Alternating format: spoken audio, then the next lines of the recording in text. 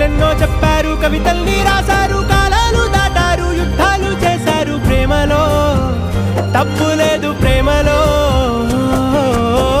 వేల వేల వెన్నెలంత నీదవాలి వెలుగునంత మోయమంటే నేను ఎంత రే.